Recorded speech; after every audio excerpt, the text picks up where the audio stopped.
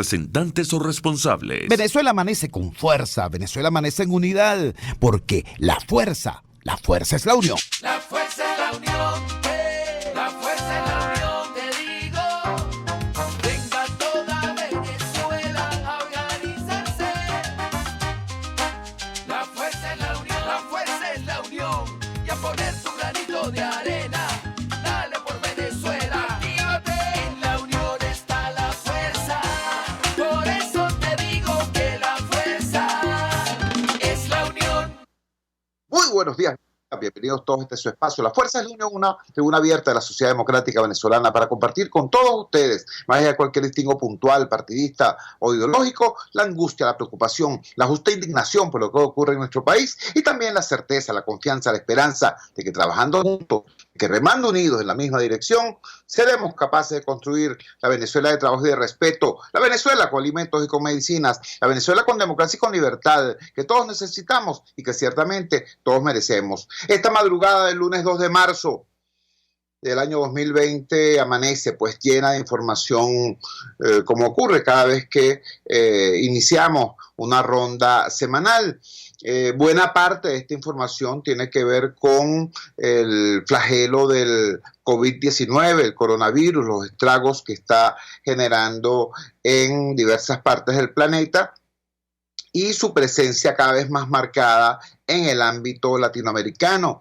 Hay casos confirmados de coronavirus en Ecuador, casos confirmados de coronavirus en Brasil, casos confirmados de coronavirus en República Dominicana, cada vez más cerca, y bueno, y por supuesto, honda preocupación en Venezuela, porque por un lado tenemos nuestro Sistema Nacional de Salud destruido en el suelo, sin mascarillas ni guantes siquiera en los hospitales, y por otro lado tenemos una población severamente afectada por hambre, severamente afectada por condiciones de vida que redundan en una baja de sus defensas, en un deterioro del sistema inmunológico y por supuesto todo eso hace más vulnerable al país como país y a la gente como seres humanos, pues.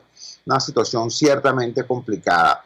Otro elemento, esta vez de carácter nacional, tiñe de manera importante las primeras planas de los portales de noticias. Recordemos que en nuestro país ya la prensa escrita prácticamente desapareció. Ese es otro de los logros de esta desgracia que algunos llaman revolución.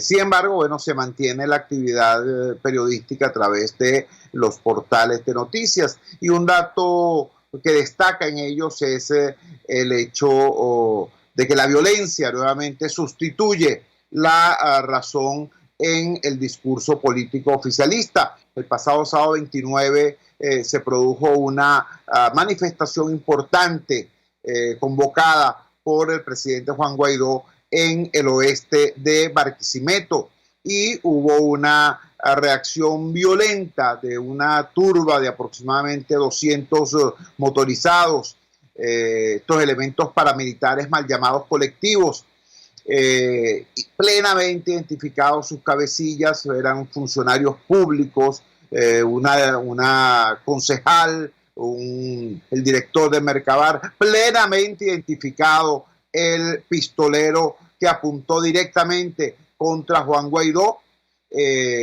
Todo eso, bueno, decenas de testimonios de cómo fueron agredidos los manifestantes y nuevamente los periodistas. Uno de los testimonios que más impactó fue el de una joven trabajadora de la comunicación que huía de la persecución de estos elementos paramilitares y que fue rescatada por los vecinos del barrio La Paz en Barquisimeto. Esta joven se llama María Angélica Graterol. El video que ella logró colocar en las redes sociales tuvo un impacto realmente importante y la tenemos con nosotros acá en La Fuerza es la Unión. Comparto con ustedes de inmediato la entrevista que ahora más temprana le hicimos a María Angélica Graterol directamente desde Barquisimeto. El país se vio estremecido por diversos testimonios de lo ocurrido en el barrio La Paz en Barquisimeto el pasado sábado 29 de febrero. Uno de los testimonios más poderosos fue el que brindó a través de las redes sociales la colega María Angélica Graterol. María Angélica Graterol es activista, voluntad popular, trabaja en prensa de la causa R, y es una persona, es una joven mujer venezolana muy preocupada por lo que ocurre en su región y en el país. Su mensaje, repito, fue muy poderoso y la tenemos en línea en este momento. María Angélica, gracias por atender nuestra llamada madrugadora. Por favor, dinos con tus propias palabras qué pasó el 29 de febrero allá en el barrio La Paz. Buenos días, muchas gracias por haberme contactado. En realidad lo que pasó en el barrio La Paz fue un atentado en contra del presidente Juan Guaidó, pero además de esto, fue un atentado en contra de los guaros que salieron a recibir al presidente Juan Guaidó, así como también en contra de los periodistas quienes se encontraban allí. No había manera de demostrar en tiempo real lo que estaba pasando, porque aparte de que la comunicación estaba fallando, cada colectivo, que habían muchísimos, eran como alrededor de unos 200, ellos no te podían ver un teléfono porque te llegaban. Fue lo que pasó en mi caso. Yo estaba grabándolos como ellos, el objetivo de ellos era prácticamente dejar al presidente Juan Guaidó solo, amedrentando a los miles de guaros que estaban a su alrededor. Y ¿qué hacían? Bueno, ellos venían y tú cargabas un teléfono y se te pegaban atrás, te pegaban, te arrastraban. A mí por lo menos se estaba grabando en los momentos en los que ellos amedrentaban a las personas. Y de repente tiene muchísimas motos y yo me doy cuenta que quedé solita. Entonces, bueno, yo comienzo a correr, yo trato de salvar los teléfonos porque por el material. Y entonces salgo corriendo, le doy el teléfono a uno de mis compañeros, mi compañero sale corriendo adelante y yo cargo la camisa, me quito la camisa porque me habían identificado ya como andaba vestida. Los motorizados siguen detrás de mí, pero también se le pegan detrás a mi amigo y le comienzan a gritar, dame el teléfono. Pero ya yo no respiraba, ya no podía dar más correr más, no podía.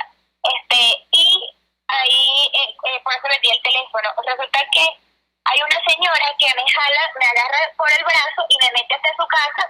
Y yo iba ya como que prácticamente cegada de que ya yo no podía más, yo sentía que los hombres me iban a agredir.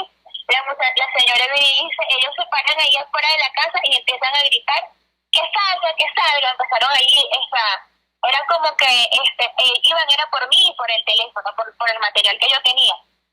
Entonces la señora, la muchacha, aquí no hay nadie, la muchacha ya se fue, le iban a dar un tiro a la muchacha. Yo vengo de lo más preocupada porque yo sé que me vienen atrás, pero la señora me dice que el arma estaba apuntándome directamente a la espalda y que por eso fue que ella me agarró. Fue el colectivo que se bajó de la moto y ella me dice, yo te agarré porque te iban a disparar.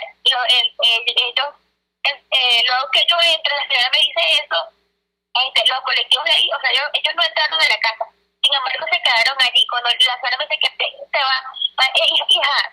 iban a dar un tiro, por eso fue que nosotros te metimos. Entonces, ¿qué pasa? Yo me angustio más, y los gritos esos pasaban de arriba abajo, entonces era la preocupación de cómo salgo yo de aquí. No tenía cobertura, no podía llamar a nadie, no tenía absolutamente nada. Habían otras señoras que también le habían agarrado allí, y por medio de ellos fue que comencé a llamar. ¿Qué pasaba también? Que como yo andaba puro con periodistas, intentaron llegar a donde yo estaba, y cuando vieron el carro que estaba identificado como prensa, los colectivos persiguieron a la camioneta que estaba identificada con uno de los canales del Estado, y fue como que más tarde para poder yo salir de esa casa. Entonces, porque, quedaron como 3 personas y tres colectivos, por cierto, eran 2, cada motorizado tenía un parrillero.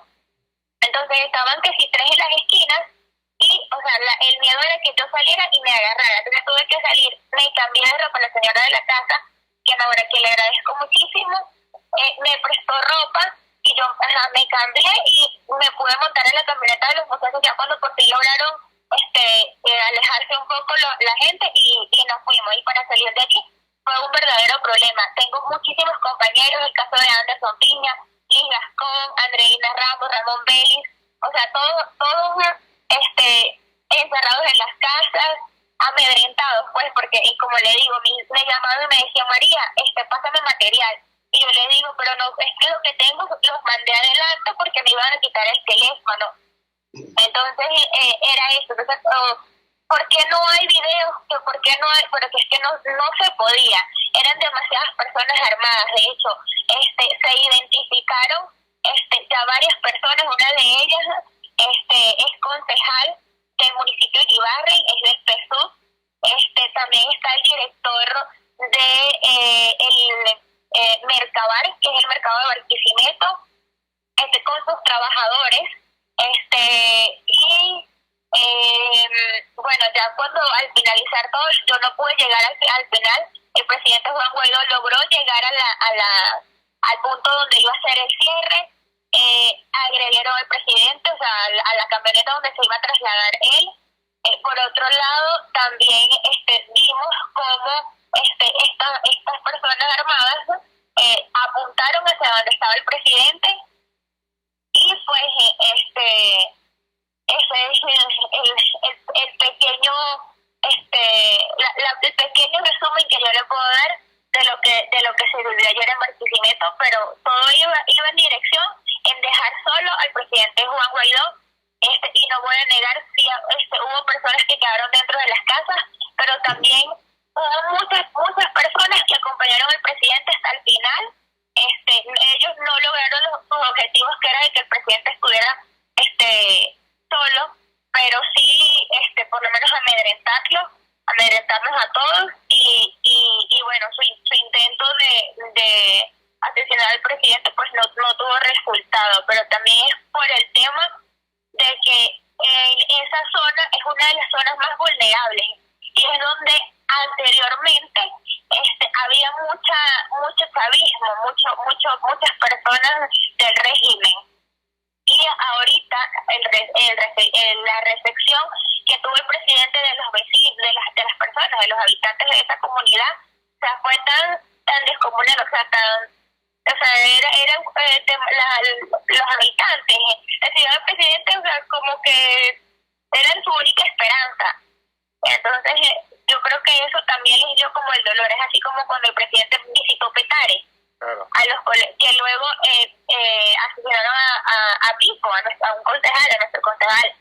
Era porque es como que meterse en el corazón de ellos. Es como que, este es mi territorio. Entonces, pero es un territorio que ya perdieron.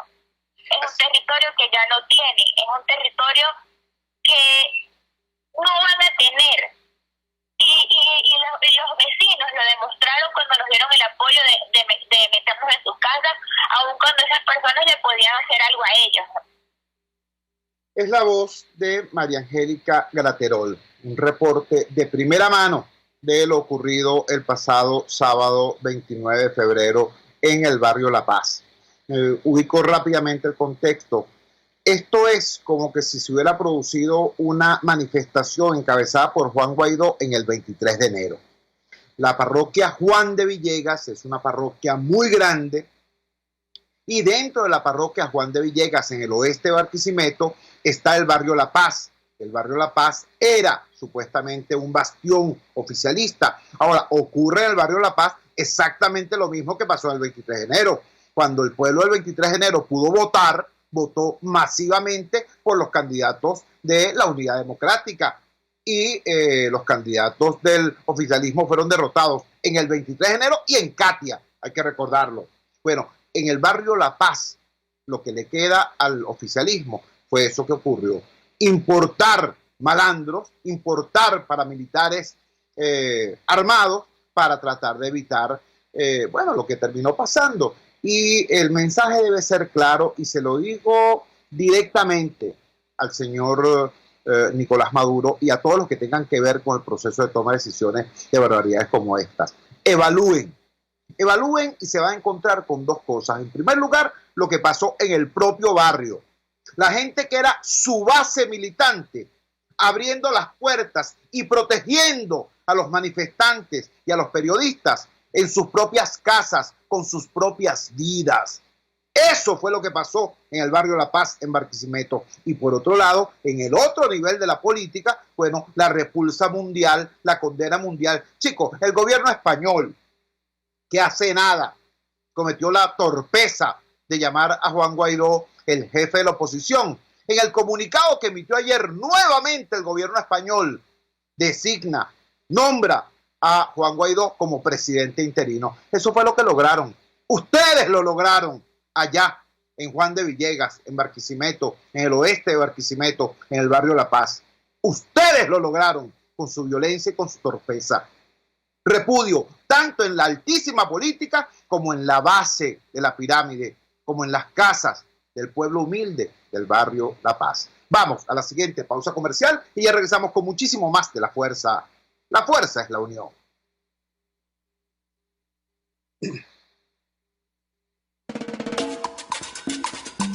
Usted escucha Unidad, la fuerza es la unión, con Chuo Torrealba por RCR 750 AM.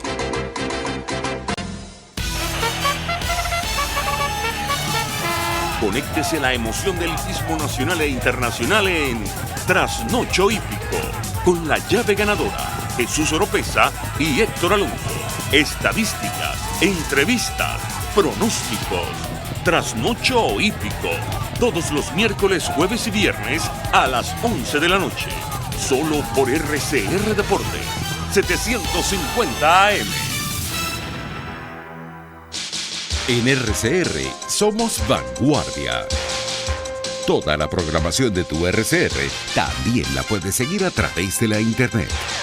Audio y video en tiempo real. Noticias y mucho más.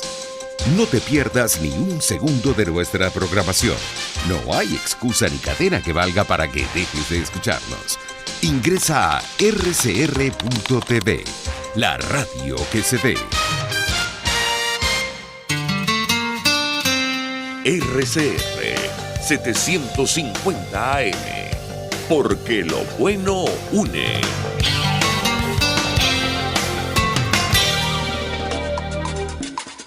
Opinión, ideas en debate. Usted escucha a Chuo Torrealba en Unidad, la fuerza es la unión, por RCR.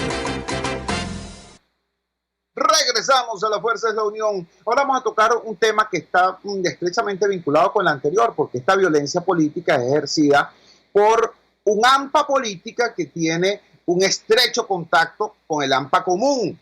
Esos malandros que movilizan para hostigar un sábado a una marcha opositora, el día domingo, el día lunes, el día martes, el día miércoles, el día jueves, el día viernes, siguen trabajando, entre comillas, con sus motos y con sus armas, robando a la gente, atracando a la gente. El sábado atracaron a los manifestantes, porque lo que hacían era básicamente eso, atracarlos, robarles los teléfonos, robarles las carteras, robarles el dinero. Bueno, eso lo siguen haciendo siempre. Repito, la frontera entre el AMPA política y el AMPA común es muy nebulosa. Y tenemos un severo problema con el tema de las policías. Hemos visto la confrontación entre el 6CPC y el FAES en Los Campitos. Hemos visto lo que pasó en la Alcabala 3 de Fuerte Tribuna entre efectivos militares y una detective del 6CPC. La noticia con que cierra este fin de semana la detención de la jefa de investigaciones de nada más y nada menos que Polichacao, al parecer por estar vinculada con la banda del Coqui, una de las bandas más violentas del área metropolitana de Caracas. Buscando información sobre esto, información de calidad, el criterio de calidad, entrevistamos a Keimer Ávila, profesor de criminología e investigador del Instituto de Ciencias Penales de la Universidad Central de Venezuela. Escuchen lo que nos dijo el profesor e investigador Keimer Ávila. Gracias por el espacio. Buenos días a todos los que nos escuchan. Mira, creo que hay que tener en cuenta algunos elementos comunes en esta serie de eventos que parecen hacerse cada vez más cotidianos, ¿no? Parece ser como la tos, que es difícil de ocultar. Estos son síntomas de un proceso de precarización y deterioro institucional que lleva en el país muchas décadas y que parece agravarse en la medida que pasa el tiempo. Yo sugiero tener para el análisis algo que yo denomino hipertrofia policial. ¿Qué es la hipertrofia policial? Es el crecimiento acelerado y abrupto tanto de los cuerpos de seguridad del Estado como de los funcionarios que lo integran. Para tratar de dar estos unos elementos objetivos de esta hipertrofia policial, analizamos lo que se llama la tasa de encuadramiento policial. ¿Qué es la tasa de encuadramiento policial? Esto es un estándar internacional que nos dice cuál es el número más o menos ideal de policías que debe tener un país. Este estándar nos dice que va entre 300 y 400 funcionarios policiales por cada 100.000 habitantes, una tasa. La media sería 350.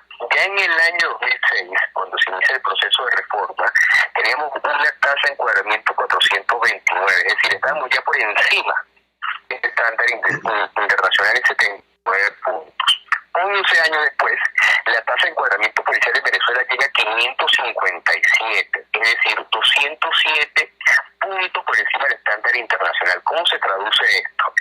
En que tenemos una sociedad hiperpolicializada que evidencia que está en construcción un estado de policía en el país. Hace poco, en menos de una década, pasamos de 114.000 policías a más de 175.000 efectivos. El caso de la PNB, por ejemplo, es emblemático. Se crea en el año 2009 y 6 años después llega a casi 15.000 funcionarios. Su famosa división FAES, en apenas 2 años y medio, casi llega a los 1.500 funcionarios. ¿Cómo en lapsos tan breves se logra tener esa enorme cantidad de funcionarios? Bueno, no se cumple con estándares mínimos de reclutamiento, de selección, de capacitación, y peor aún, se merman las capacidades institucionales para hacerle seguimiento, supervisión y control.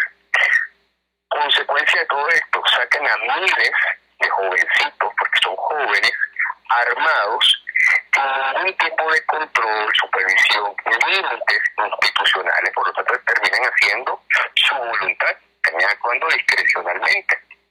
Parte de esta tragedia la vemos cuando analizamos las propias cifras oficiales, que nos dicen que al menos el 30% de los homicidios que ocurren en el país es consecuencia de la intervención de las fuerzas de seguridad del Estado. Otro síntoma que vemos de esta situación tan grave son los enfrentamientos entre los cuerpos de seguridad, que en lo que va de año son cada vez más comunes. Te comparto contigo una anécdota de cómo se inició esta línea de trabajo. Estábamos haciendo una investigación sobre la vulnerabilidad de los funcionarios policiales, cómo estos son victimizados por homicidio. Hacemos el instrumento, yo voy con mis estudiantes y veo que ellos empiezan a preocuparse y me preguntan, profesor, ¿pero quién es la víctima en estos casos? Bueno, la víctima es el funcionario policial, pero es que no son funcionarios policiales. Bueno, la víctima es el que se muere primero. No, es que los dos se mataron a tiros. Entonces comenzaron a salir cada vez más casos con los cuales no esperábamos encontrarnos. Y mucho el 30% de los victimarios identificados de otros funcionarios policiales son sus propios compañeros de armas. Y eso fue un hallazgo que nos llamó la atención, que luego cuando analizamos los casos en años posteriores también lo encontramos. Y pareciera ser que esta conflictividad es mayor en el área metropolitana de Caracas que en el resto del país. En el resto del país es aproximadamente el 19%.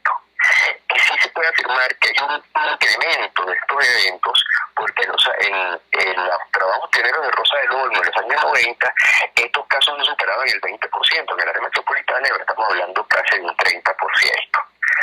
Esto, a todas luces, indica que hay un grave problema de precariedad y de controles institucionales en los cuerpos armados del país. Estamos conversando con el doctor Keimer Ávila. Él es investigador del Instituto de Ciencias Penales y es profesor de criminología en la Universidad Central de Venezuela. Lo que nos está confiando, lo que está compartiendo el profesor Ávila es de suyo preocupante. En Venezuela hay muchísimos más policías de los que hacen falta de acuerdo a la tasa promedio internacional. Y por esa misma razón, por esa hipertrofia de los cuerpos policiales, es posible asumir que esa inmensa cantidad de policías están mal entrenados, mal supervisados y ejerciendo su autoridad, o como se llame, en forma absolutamente discrecional. Doctor Ávila, en el año 2006, este país es tan generoso que en pleno año electoral se le dio un compás al gobierno para hacer todo un trabajo de investigación vinculado con la reforma policial. Luego, el funcionario del mismo gobierno, el ministro de Relaciones Interiores entrante, agarró toda esa investigación y la sacó de la basura. Viendo hoy, entre el 2006 y el 2015, una situación de muchísima mayor gravedad, ¿qué esperanza habría de que se establezcan controles institucionales y de que se atiendan a controles sociales para intentar regular esta situación de la que usted nos está dando un perfil tan técnico, además tan profesional, tan alejado de la diatriba partidista? Te escuchamos. Qué bueno que sacas el tema de la reforma policial. En términos de cómo el gobierno en ese momento abordó una problemática que se posicionaba en la opinión pública, pero además había, en efecto, problemas con los cuerpos de seguridad del Estado, que es un problema histórico, pero que se viene agravando a medida que avanza el tiempo. El gobierno construyó consensos. Allí participaron especialistas, académicos, los propios funcionarios. No puede haber reforma policial sin policías. Participó gente de la oposición. Y para la política, con P mayúscula, hay que obligatoriamente construir consensos y tener una visión de Estado que trascienda las posiciones partidistas. Y eso fue lo que se intentó hacer con la reforma policial. Me refiero en términos de diseño de la política y de diseño normativo. O sea, la reforma policial, en términos de diseño, en el ámbito normativo, fue maravillosa. El pequeño detalle es que nada de eso se implementó. Entonces se utilizaba como una retórica propagandística hablar del modelo, mostrar las leyes, que de alguna manera eso sirvió para encubrir lo que sucedía en la realidad. Pero lamentablemente ese modelo policial nunca se ha implementado. ¿Qué hacer? Hay que de nuevo tratar de construir consenso. Y esto no es por romanticismo, no es negable, ni comeflorismo, es que esto es una necesidad. O sea, aquí hay tres cosas que tenemos que tener en cuenta para salir de esta situación. Lo primero es que el poder no debe ser ejercido de manera ilimitada. O sea, el poder tiene que ser un instrumento para satisfacer necesidades básicas, para satisfacer derechos. El poder debe ser ejercido limitado a lo que manda la ley, y deben haber instituciones que impongan estas leyes. En segundo lugar, no se pueden hacer excepciones en materia de derechos. Decir que porque era un malandro, porque era un delincuente o porque era un terrorista, se admite hacer una excepción de violación de los derechos humanos, porque cuando eso se permite, la excepción se convierte en la regla. Entonces los derechos o son para todos o no son para nadie. Y en tercer lugar, es que mientras la diatriba política se mantenga en una lógica de o mantenerse en el poder o arrebatarlo, eso trae como consecuencia que todos estén en campaña y que nadie ejerza los roles institucionales y funcionales para esa satisfacción de necesidades básicas y de derechos. Entonces, todos están encampañados en la pugna por el poder y nadie ejerce el gobierno, porque una cosa es el ejercicio del gobierno y los roles institucionales y otra muy distinta, mantenerse en el poder. Esta es la voz de Keimer Ávila. Repito, es investigador del Instituto de Ciencias Penales, es profesor de criminología, que nos está diciendo nada más y nada menos. Es un dato muy grueso, porque durante muchísimo tiempo la queja en Venezuela era que había muy pocos policías. Nos está diciendo que la situación hoy es exactamente lo contrario, que la media internacional está entre 300 y 400 policías por cada 100.000 habitantes.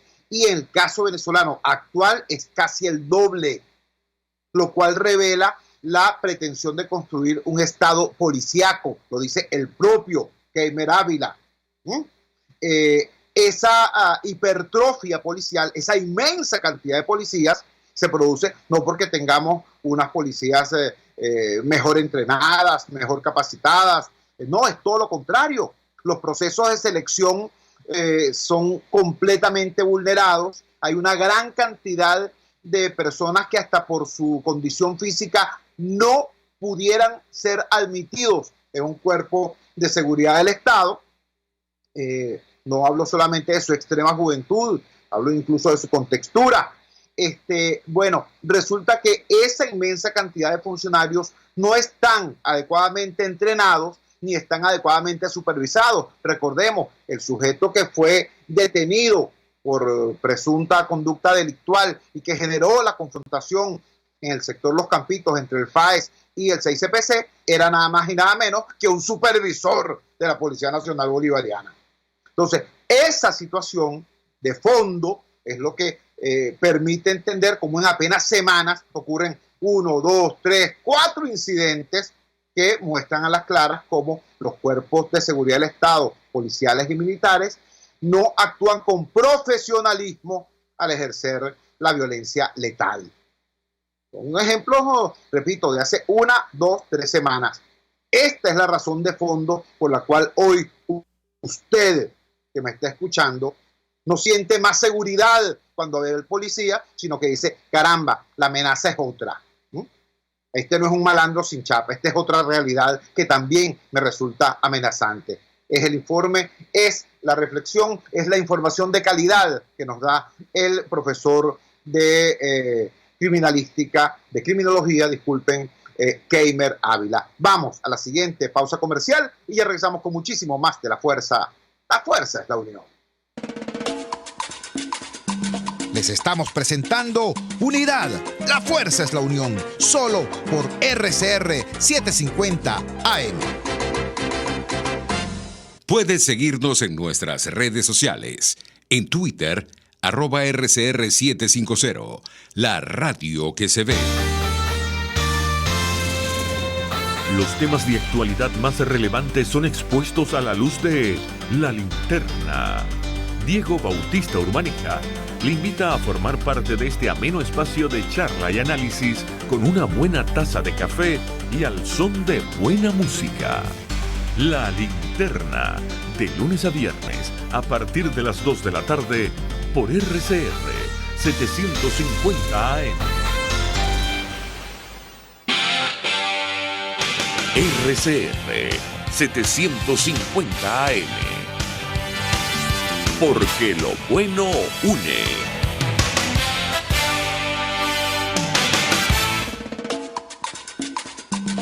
Les estamos presentando Unidad. La fuerza es la unión. Solo por RCR 750 AM. Regresamos a La Fuerza es la Unión y ahora cambiamos de tema para tocar un tópico que es extremadamente indignante. En la madrugada de hoy, lunes 2 de marzo, diversos despachos y portales informativos reiteran la información, la denuncia que hizo el periodista Javier Ignacio Mallorca el día de ayer. Un buque de bandera cubana llamado Saturno zarpa hoy, o quizás ya zarpó, de Puerto Venezolano con 16 contenedores de insumos médicos que el régimen de Maduro Moros le está donando a Cuba. Por supuesto, que nadie me malinterprete, nosotros somos partidarios de la más amplia solidaridad con todo aquel que lo necesite, pero resulta, señoras, señores, que Venezuela está en una situación de emergencia humanitaria compleja. Resulta que nuestro sistema de salud está en el suelo. Resulta que nuestros niños, ancianos, hombres y mujeres están muriendo de mengua en hospitales que no tienen ni mascarillas ni guantes, ni agua siquiera a la hora de enfrentar una emergencia planetaria como la del COVID-19, el coronavirus. Vamos a hablar de inmediato con un médico venezolano, fue director del Hospital de Niños JM de Los Ríos, es presidente de la Sociedad Venezolana de Puericultura y nos puede decir exactamente en qué situación estamos desde ese punto de vista. El doctor Uníades Urbina nos acompaña. Muchísimas gracias por atender, doctor Uníades, nuestra llamada madrugadora.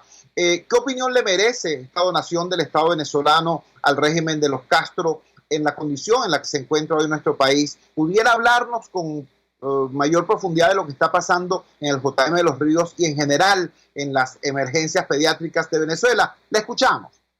Buen día, Chuy. Muchísimas gracias por el contacto. Sí, evidentemente, como tú bien dices, siempre hay que ser solidario con los vecinos, pero primero hay que ser solidario con la gente de casa.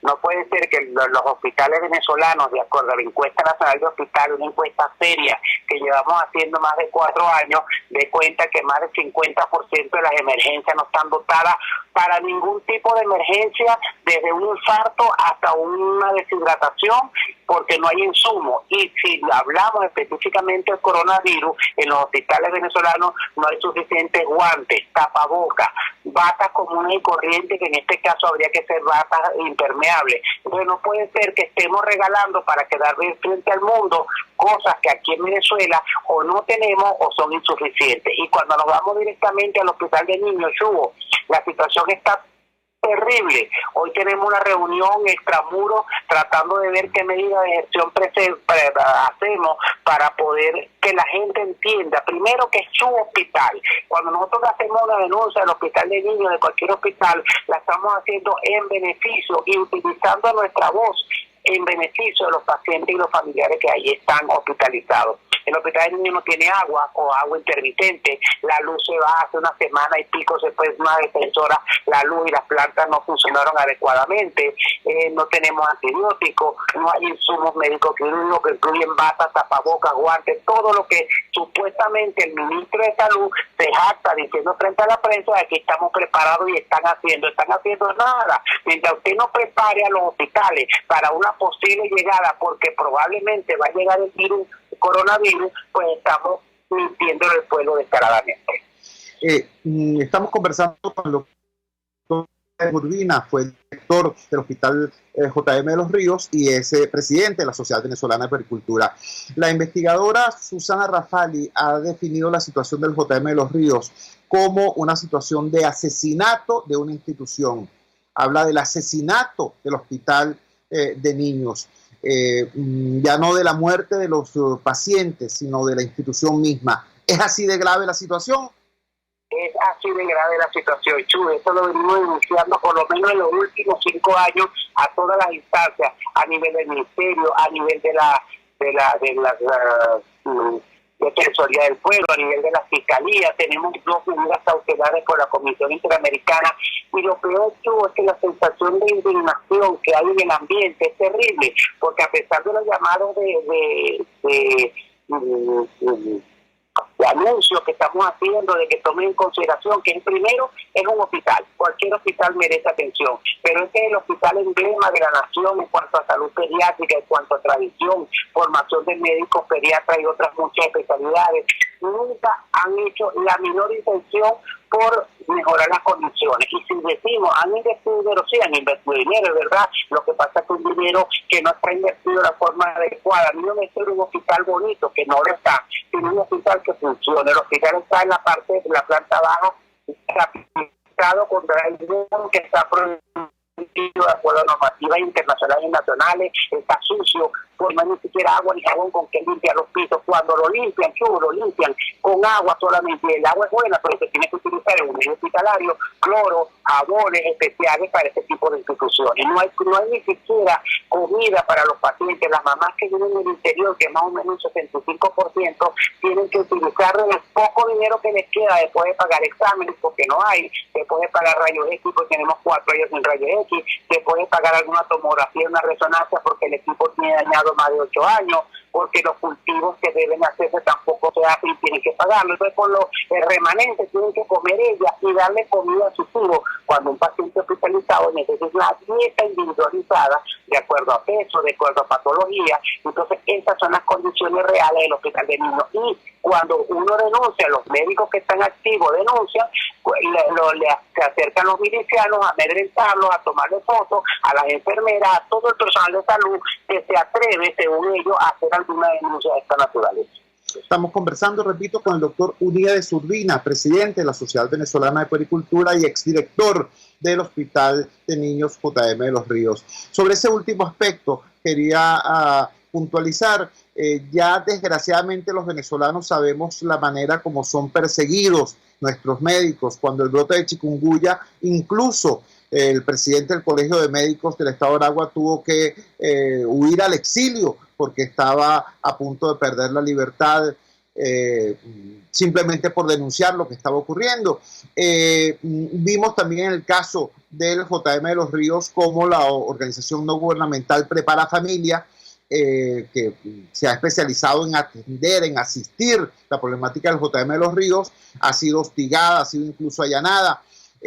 Díganos, doctor Urbina, de qué manera los ciudadanos, de qué manera la sociedad civil puede colaborar con el JM de los Ríos como institución y con los médicos y ciudadanos organizados que están allí luchando al lado de los niños y de las madres. ¿Cómo podemos ir más allá de un tuit, más allá de una declaración, a respaldar la lucha por la vida que allí se desarrolla?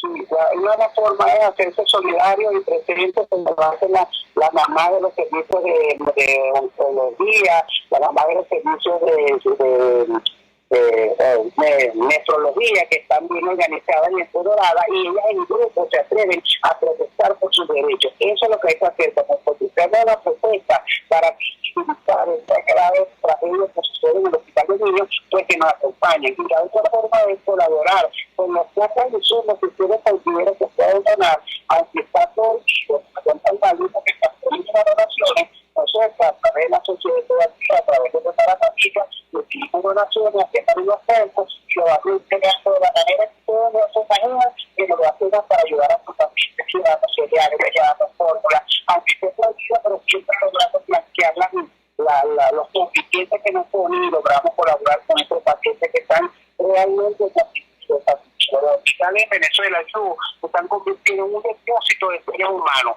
no en lugares donde deben mejorar su salud o donde deben acudir para restituir la salud que hayan perdido. Doctor Urbina, le agradecemos enormemente que nos haya regalado estos minutos esta madrugada del lunes 2 de marzo. Muy buenos días. Buenos días, muchísimas gracias a ti por el contacto. Era el doctor Uníades Urbina, exdirector del Hospital JM de los Ríos y presidente de la Sociedad Venezolana de Puericultura. ¿Qué nos dice? Bueno, que en efecto están asesinando el hospital.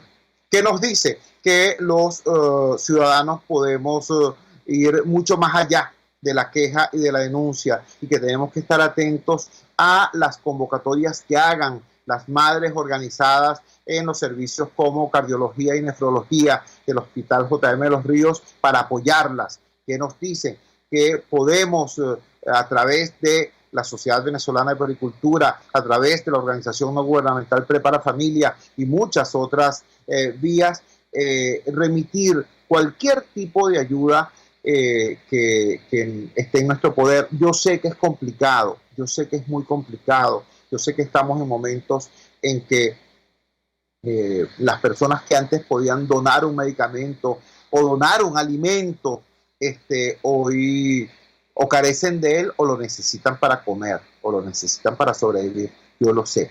Sin embargo, también sé de la capacidad y de la generosidad del pueblo venezolano. Por eso lo que dice el doctor Uníades Urbina tiene tanta importancia. El Hospital JM de los Ríos no es solamente una institución, fue la nave insignia de la pediatría en Venezuela y en la región.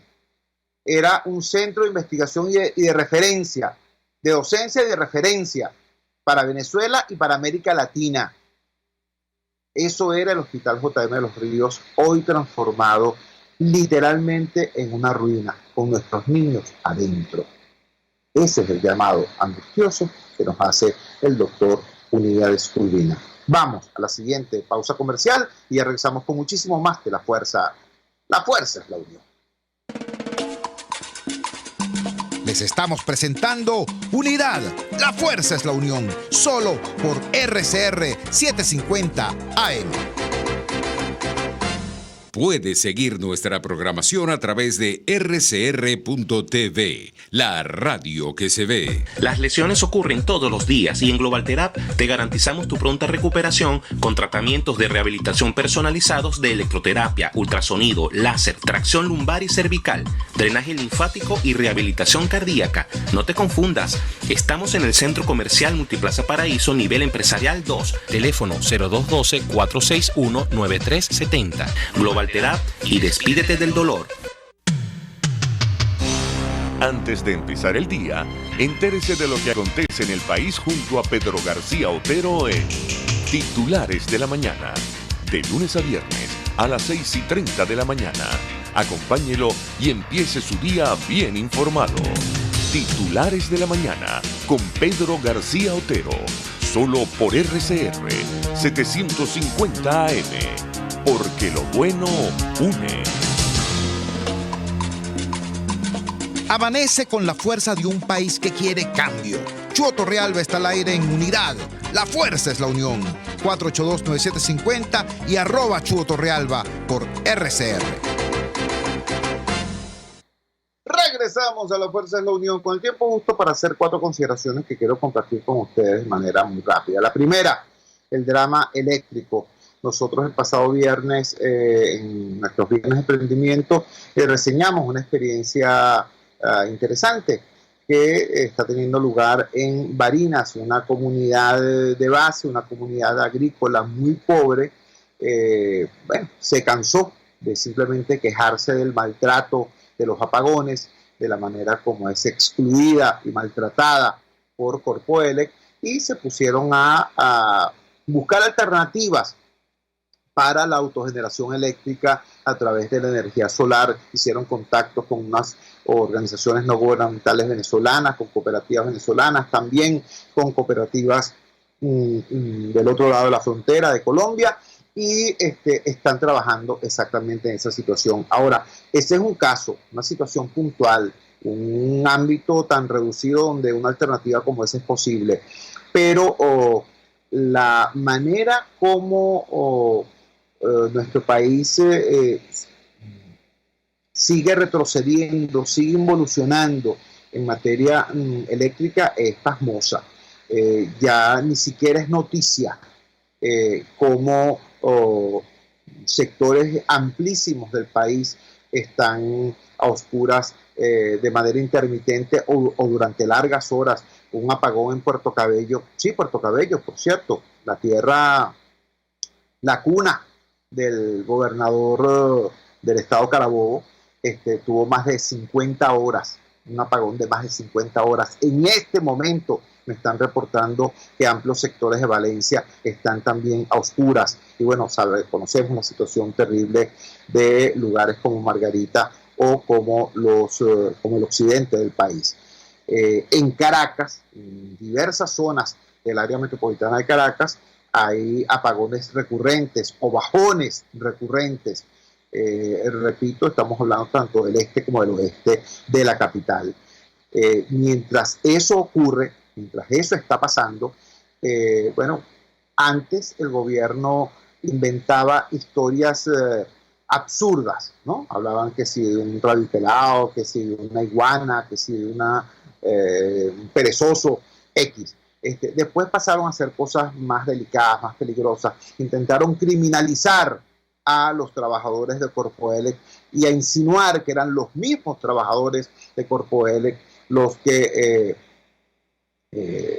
saboteaban el servicio. Hicieron historias fantasiosas como aquella de que con una bala de fusil podía detenerse toda una subestación en Guri o la casa de máquinas en Guri, X. Lo cierto es que han llegado a tal nivel de desparpajo que ya ni siquiera inventan nada. Se produce la situación, sigue el país involucionando hacia la tiniebla y quienes tienen en sus manos la responsabilidad de dar respuesta ni siquiera lo intentan. Entonces, en primer lugar, ese tema, alerta con el tema eléctrico, y cuando digo alerta me refiero a las disposiciones mínimas que tiene que hacer una familia e incluso una comunidad en estos casos. Así como hemos previsto en diversas comunidades populares planes de alerta temprana y planes de gestión comunitaria frente a, por ejemplo, una crecida, una lluvia, una inundación.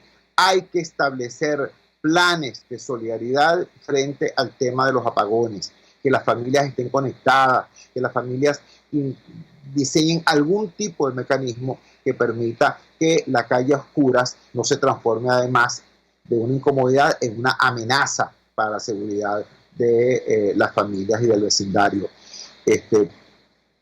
A ese nivel hemos llegado, ¿no? Entonces, que se establezcan mecanismos de comunicación, de alerta temprana, para enfrentar situaciones de esta naturaleza que lamentablemente parecen inminentes. Un segundo aspecto que quería comentarles en la madrugada de hoy es que ayer falleció el sacerdote y poeta Ernesto Cardenal.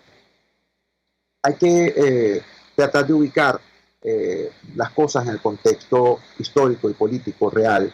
Hace décadas, en Nicaragua había una dictadura terrible, la dictadura de Anastasio Somoza, una dictadura infame, y frente a esa dictadura un conjunto de luchadores nicaragüenses se enfrentaron. Digo un conjunto porque eran luchadores de muy distintas tendencias ideológicas que se agruparon en un frente, y ese frente tomó el nombre de un prócer nicaragüense. De ahí nace la idea del Frente Sandinista.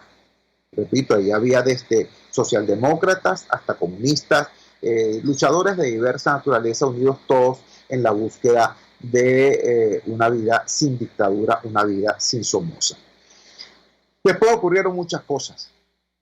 Cae la dictadura, se produce la Junta de Unidad Nacional allá en Nicaragua con la señora Patricia Chamorro, Violeta Chamorro, disculpen.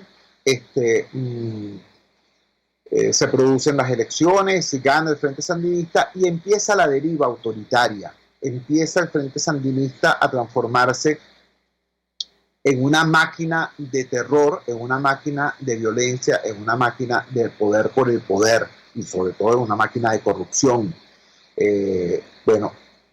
Esa persona, ese poeta que durante mucho tiempo fue la conciencia moral de ese proceso, renuncia al Frente Sandinista y se transforma en un acérrimo opositor al gobierno de Daniel Ortega. El fallecimiento de Ernesto Cardenal es una pérdida para América Latina. Repito, más allá de la política está también el hecho de que fue un poeta excelso y de que fue un hombre estrechamente vinculado a la lucha por las mejores causas de la igualdad social.